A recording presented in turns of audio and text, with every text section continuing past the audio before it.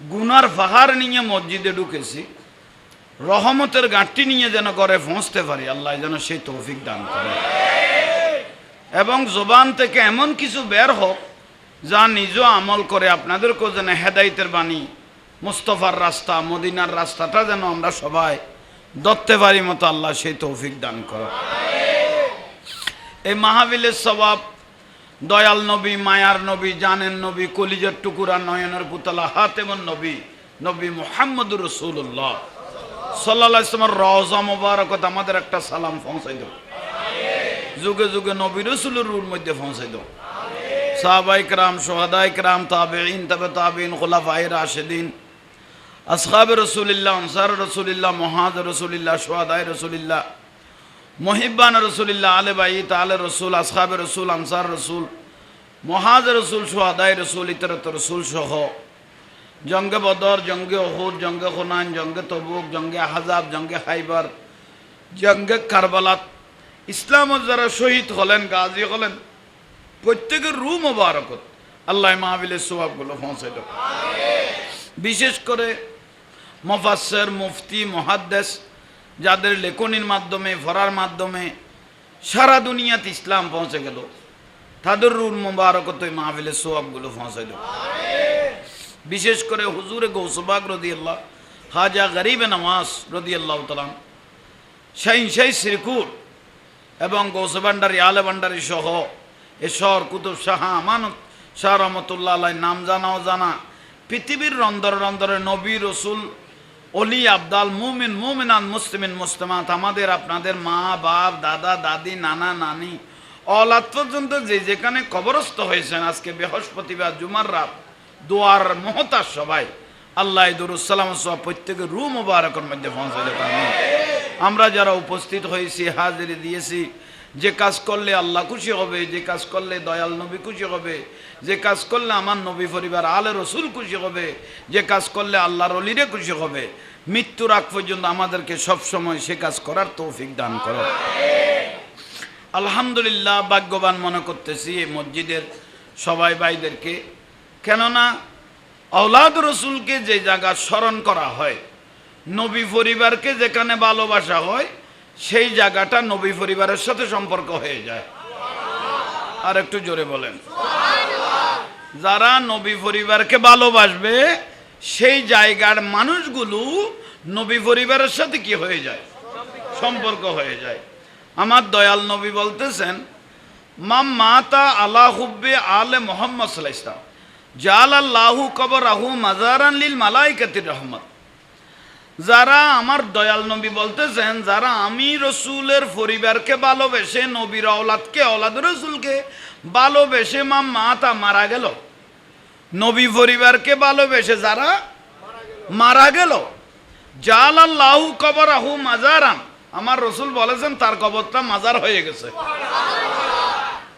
এমন একটা জায়গায় ওই মানুষটা মারা গেছে যেখানে মানুষজন জিয়ারত করতে পর্যন্ত যাইতে পারে না, কিন্তু আওলাদ রসুলকে ভালোবাসত, নবী পরিবারকে কিন্তু এমন একটা জায়গায় মারা গেল, কিন্তু জিয়ারত করার মতো কোনো সুযোগ নাই। আমার রসুল বলে কোনো চিন্তাও নাই। কেন? আমি নবী পরিবারকে যখন ও ভালোবেসেছে, লিল মালাইকাতির রহমত, আমি কিয়ামত পর্যন্ত ওর কবরকে রহমতের ফেরেশতা দিয়ে জিয়ারত করাইব।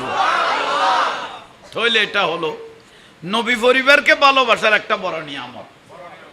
তা আজকের এই মসজিদে এই নবী পরিবারের আজকে 3 দিন ব্যাপীতে আজিমুসান এই মাহফিল, এটা তো কবুলিয়তের গ্যারান্টি। এটা হলো কবুলিয়তের গ্যারান্টি, কবুল। আপনারা যে পরামর্শ দিয়ে, যে বুদ্ধি দিয়ে এই মাহফিলটা জারি করলেন, আলহামদুলিল্লাহ, আপনাদের নসিব ভাগ্যবান। একটা ম্যাচের দিয়াশালাই আছে না, ম্যাচের 16 দেরি দিয়াশালাই সেরাক জ্বালিয়ে দেওয়ার পরে ওই ম্যাচের গাছের কাঠিটা আস্তে আস্তে জ্বলে যায়, ঠিক না? একটু আমার দিকে, সেরাক জ্বালা দেওয়ার পরে ওই ম্যাচের কাঠিটা জ্বলে যায়। ইমাম হুসাইন রাদিয়াল্লাহু তাআলা আনহু নিজের জানটা কোরবান দিয়ে ইসলামের জন্য, নানা জানের উম্মতের জন্য কোটি কোটি ইমানের বাতি জ্বালিয়ে দিয়ে চলে গেল। আজকে যে মাহফিলে মসজিদে চলতেছে, এটা হলো ইমাম হুসাইন রাদিয়াল্লাহু তাআলা আনহুর বাতি জ্বালানো একটা সেরাক। এইটা হলো ইমানের একটা চেরাগ। ইমাম হুসেন রাদিয়াল্লাহর জ্বালানো বাতির একটা কি চেরাগ এই মসজিদে জ্বলতেছে। বড় করে বলেন তো। সেই জন্য এগুলো একমাত্র করবে কে? নবী পরিবারকে, আওলাদ রসুলকে স্মরণ করবে কে? যাদের সাথে নবী পরিবারের ভালোবাসা আছে, যাদের সাথে আওলাদ রসুলের ভালোবাসা আছে, সেই জায়গার মধ্যে কাজগুলো চলবে। ফাতিহা দিবে, ওরস করবে, আওলাদ রসুলকে স্মরণ করবে, ঠিক না? কিন্তু বাংলাদেশে আরো বহুত ফারা আছে, খবর নাই, বলেন না খবর। এগুলোকে বলা হয় এজিদি ফারা, এগুলো হলো হোসাইনি ফারা, ঠিক না? কারণ 22,000 এজিদ বাহিনী, আপনারা দীর্ঘদিন 2 দিন পর্যন্ত ওয়াজ শুনেছেন।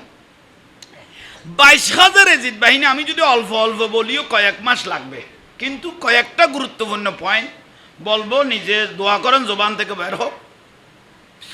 22,000 এজিদ বাহিনী হিন্দু ন, বৌদ্ধ ন, খ্রিস্টান ন, ঠিক না?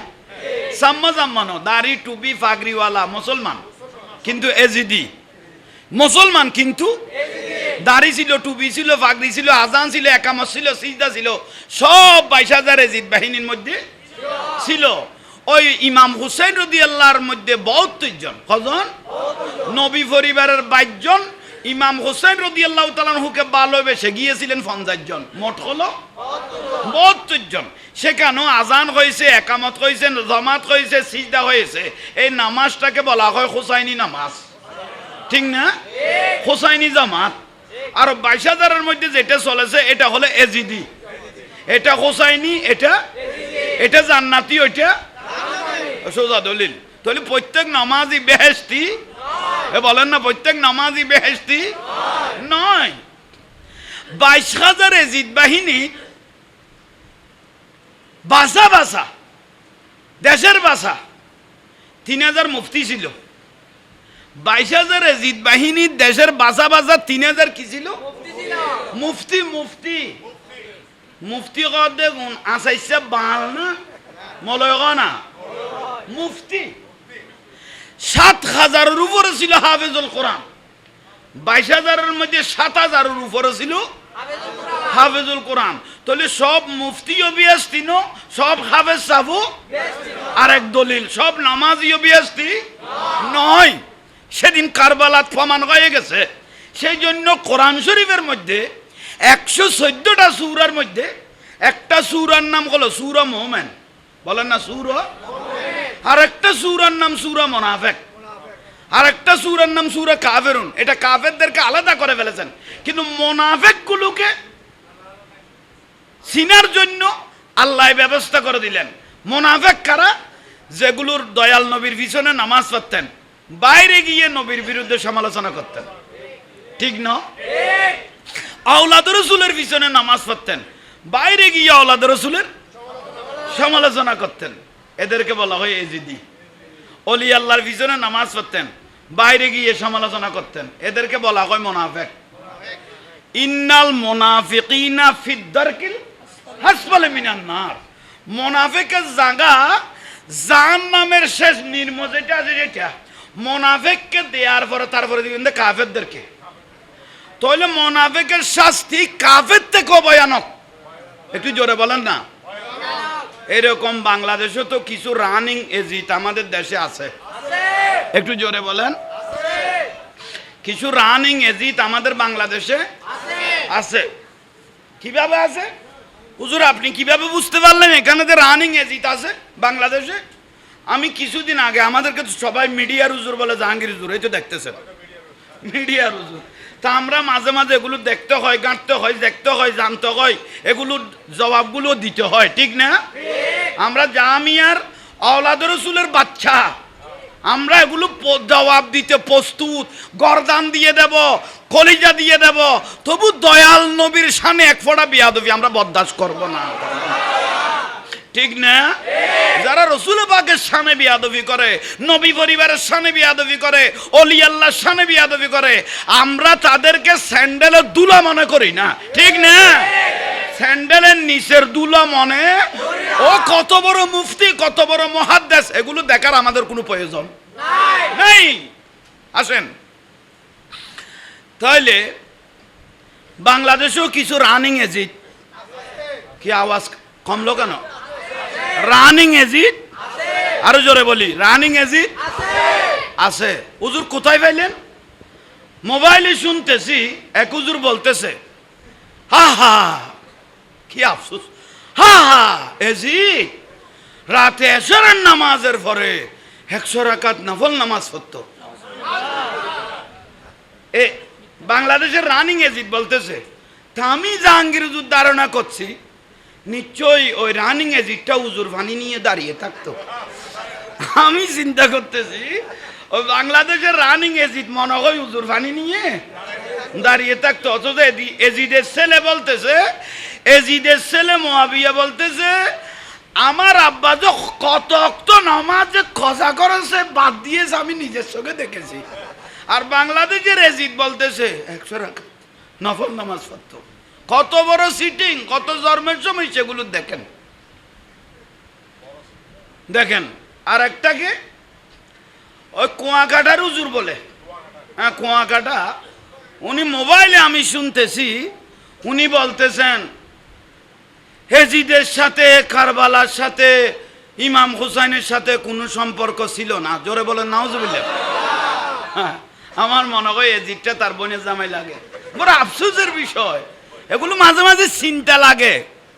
এজিদের সাথে বলে কারবালার কোনো সম্পর্ক, ও কুয়াকাটার হুজুর বলতেছে। আপনাদেরকে একটু বলি, ইতিহাস সাক্ষী, এই যা বাংলাদেশের রানিং এজিট আছে সবারকে যদি সুপারগুলো লাগিয়ে আমার সামনে আনে, থু তোমারই তাদেরকে আমার সাথে আনেন। এই রানিং এজিট গুলো যারা এজিদের সাথে সম্পর্ক ছিল না, বলতেছে কারবালার সাথে এজিদের কোনো সম্পর্ক ছিল না, বলতেছে যে এরকম এজিদ বাংলাদেশে আছে না? কিরে তোরা ট্যাবলেট খাই ফেলি না মাথার কা আছে না? আরো জোর আছে না?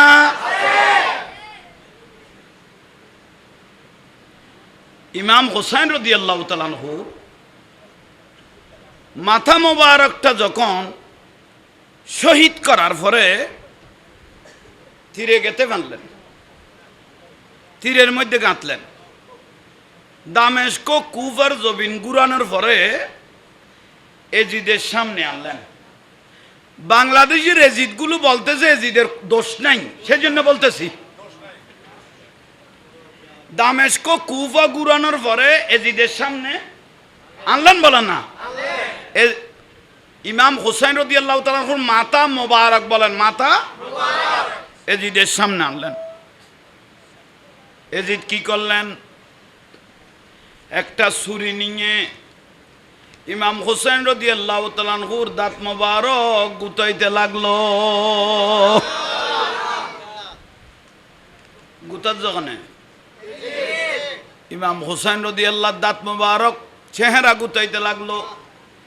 শুধু তাই নয়, এই টাইমের মধ্যে, এই সময়ের মধ্যে আমার রাসূল পাকের একজন বৃদ্ধ সাহাবী এই মজলিসে বসা ছিল, যার নাম যায়েদ বিন হাসান রাদিয়াল্লাহু তাআলা আনহু। আমার রসুলের একজন বৃদ্ধ সাহাবী, উনি জানের পরোয়া করে নাই, সঙ্গে সঙ্গে এজিদকে ডাক দিলেন, এজিদ তুমি এটা কি করতেছো, এটা কি করতেছো? আমি মদিনা শরীফে দয়াল নবীর পিছনে অনেক দিন নামাজ পড়েছি, আমি নিজের চোখে দেখেছি আল্লাহর নবী এই নাতি ইমাম হুসাইনকে মুখে টোটে জবানে সুমা মোবারক দিতে। এখন বাংলাদেশের এজিদগুলোকে কি বলবেন? এজিদের যে দোষটাই বলতেছে, এখন কি বলবেন? এজিদ কি করতেছেন? সাহাবী ডাক দিলেন, বৃদ্ধ সাহাবী যায়েদ বিন হাসান রাদিয়াল্লাহু তাআলা, হে এজিদ তুমি এটা কি করতেছ? আমি নিজের চোখে দেখেছি মদিনা শরীফ আমার দয়াল নবী এই নাতিদেরকে ওড়ের মধ্যে, কপালের মধ্যে, মুখের মধ্যে, গলার মধ্যে কি দিত? এজিদ বলতে লাগলো, এই বুড়াটাকে গদ্দান ধরে বের করে দাও। হেই বৃদ্ধ, তোমাকে বুড়া বলি আমি ছেড়ে দিলাম, তোমাকে বৃদ্ধ বলি ছেড়ে দিলাম। তখন যায়েদ বিন হাসান রাদিয়াল্লাহু তাআলা ওই বৃদ্ধ সাহাবী এজিদকে বলতেছে, এজিদ তুমি আমি বুড়া হিসেবে ছেড়ে দিলে, কিন্তু নবীর নাতিকে তুমি ছাড়লে না, তুমি আর জান্নাতের আশা করিও না। সঙ্গে সঙ্গে এজিদ বলতে লাগলো, এই বুড়া সাহাবী শুনো, জোরে নাউজুবিল্লাহ বলেন না, শুনো। কি শুনবো? বদরের যুদ্ধ আমার দাদাকে মোহাম্মদে মেরে ফেলেছিল, আজকে তার নাতিকে মেরে আমি সুদ তুললাম। তার নাতিকে মেরে আমি কি তুললাম? এজিদের দোষ আছে না নাই? এজিদকে মুসলমান বলার কোন সুযোগ আছে? এজিদকে মুমিন বলার কোন সুযোগ আছে? এজিদকে রহমতুল্লাহ আলাইহি বলার কোন সুযোগ আছে? তাহলে বর্তমানে যারা এজিদের পক্ষে সাফাই গাইতেছে তাদের ধর্মেরও সমস্যা আছে, ঠিক না? এটা হলো দলিল। মিডিয়ার মাধ্যমে, লাইভের মাধ্যমে সারা পৃথিবীতে আপনারা যারা রানিং এজিদ আছেন, আমার কথাগুলো ভালোভাবে শুনেন। সুপারগুলো লাগাইলেও তো আমার সামনে আসবি না। আসেন ভাইয়েরা, মুরব্বীরা, তাইলে এই এজিদগুলো, এজিদকে রহমতুল্লাহ আলাইহি বলার কোনো সুযোগ নাই। খোয়া কাটার হুজুর যে বলে দিল, কি বলে দিল? কারবালার সাথে এজিদের সাথে কোনো সম্পর্ক কি বলবেন এখন দেখেন। শুধু তাই ন, কারবালার পরে এজিদ দামেস্ক, কুফা, ইরাক খেয়ে ক্ষান্ত হয় নাই।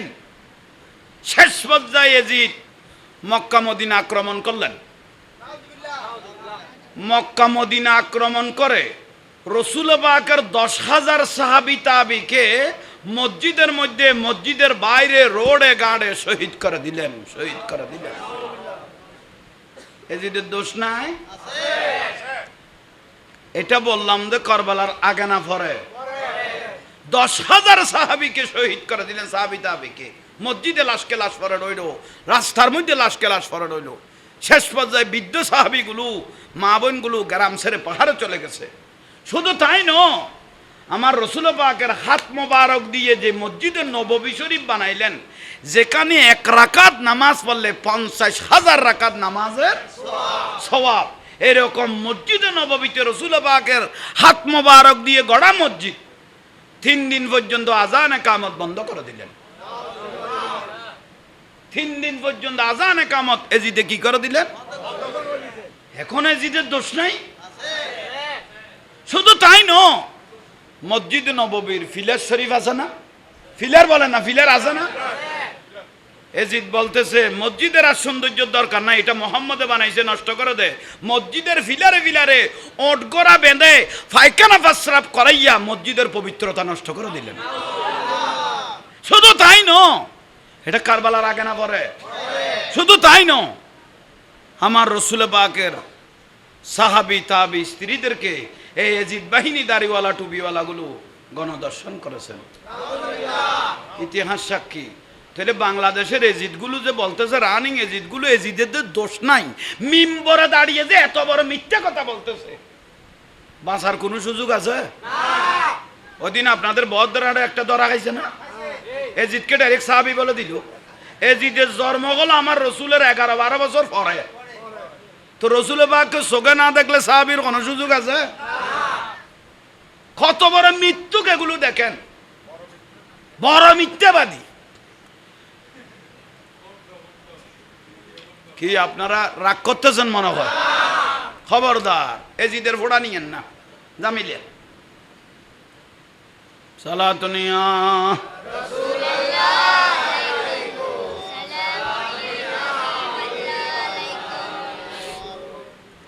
কারবালার জমিন হৃদয় বিদারক। 2-4টা কথা শুনেন। 9 তারিখ কারবালার 9 তারিখ, 5 তারিখ থেকে অথবা 4 তারিখ থেকে ফানি, খানা পিনা সব কিছু বন্ধ, মতান্তর কিছু নাই। তাবু ডাকলেন। কারবালা যেটা বলে এটাকে বলা হয় কুরবে বলা। কুরবে বলা কারবালা যেটা বলি। 9 তারিখ খানা নাই, ফানি নাই, কিছু নাই। এজিদের কাছে এজিদ ইমাম হোসেন রাদিয়াল্লাহু তাআলা আনহুর কাছে অনেক চিঠি পাঠাইছে। লাস্ট চিঠি যেটা ইমাম হোসেন রাদিয়াল্লাহু তাআলা আনহুকে দিতেছেন, এজিদকে আমিরুল মুকমিনিন বলতে হবে। নাউজুবিল্লাহ বলেন। ইমাম হুসাইন যদি এজিদকে আমিরুল মুকমিনিন বলে, তাহলে ইমাম হুসাইনকে সোনালি তাজ পরিয়ে ইরাকে কুফা দামেস্কত ঘুরাইবেন। ইমাম হুসাইন রাদিয়াল্লাহ বলতেছেন, আমি নিজের গর্দান এটা কারবালা দিয়ে যাব, তো এজিদকে আমিরুল মুকমিনিন বলার কোনো সুযোগ নাই। এজিদের একটা বড় দোষ, ও শরাব পান করত। এজিদের বড় দোষ, ও মহিলা নিয়ে বসে থাকত। এজিদের বড় দোষ, এজিদের একটা বড় দোষ ছিল, সেটা হলো জেনা। আল্লাহ এগুলো থেকে আমাদেরকে হেফাজত করো। আসেন, আমার দয়াল নবী একদিন মা ফাতেমা রাদিয়াল্লাহু তাআলা আনহার ঘর মোবারক মতান্তর ইমাম হাসান হোসাইন দুনু নাতিকে 2 লান মোবারকে বসাইলেন। ছোট বুদ্ধি হয়েছে। আমার রসুল পাক বলতেছেন, আয় হাসান হোসাইন, আমার নাতি 63 বছর জিন্দেগি আমি নিজে না খেয়ে পেটের মধ্যে ফাতর বেঁধে এত যুদ্ধ করে ইসলামের বাগানটা সাজিয়েছি। বদরের ময়দানে যুদ্ধ হলো, তাইফের ময়দানে বৃষ্টির মতো পাথর মেরেছে, উহুদের ময়দানে দন্দান মোবারক শহীদ করেছি। আরবের জমিনে যখন সিজদা দিই, কাফের মুশরিক আমার পিঠের উপর ওদের নারী বুড়ি তুলে দিয়েছে। কত কষ্ট করে আমি রসুল এই ইসলামটাকে সাজিয়ে দিয়েছি। ও নাতি হাসান আর হোসাইন, আমি নানা জান যদি একদিন রওজা মোবারকে চলে যাই, এত সুন্দর বাগানটাকে যদি কেউ হঠাৎ করে এসে যদি নষ্ট করে দিতে চাই, তোমরা দুনু ভাই যদি বেঁচে থাকো কি করবে? আমার রসুল পরীক্ষা নিতেছেন। সঙ্গে সঙ্গে ইমাম হুসাইন রাদিয়াল্লাহু তাআলা আনহু নানা জানের শরীর মুবারক ধরে বলতে লাগলো, ও নানা জান, আপনার এই ইসলামের বাগানটা যদি কেউ এসে উড়ে যদি নষ্ট করে দিতে যায়, আমার জানের বদৌলত হলো আমি আপনার এই ইসলামটাকে রক্ষা করব। ভাইয়েরা, মুরব্বীরা, আশেক রসুল ভাইয়েরা, পৃথিবীর ফানি হলো 3 ভাগ, স্থল হলো 1 ভাগ। পৃথিবীর মহাসাগরের ফানিগুলো যদি জাহান্নামের আগুনে ঢেলে দেয়া হয়, দোজখের আগুন নিভাতে পারবে না। দুনিয়ার সমস্ত ফানি যদি জাহান্নামের আগুনে ঢেলে দেয়া হয়, দোজখের আগুন নিভাতে পারবে না। আমার রাসূল পাক বলতেছে, মান আহাব্বাহুমা ফাকাদ আহাব্বানি। যে উম্মত আমার নাতি হাসান হোসাইনকে ভালোবেসে 1 ফোঁটা চোখের পানি বের করেছে, ওই আশেক রসুলের 1 ফোঁটা চোখের পানি দিয়ে জাহান্নামের আগুন নিভে যাবে।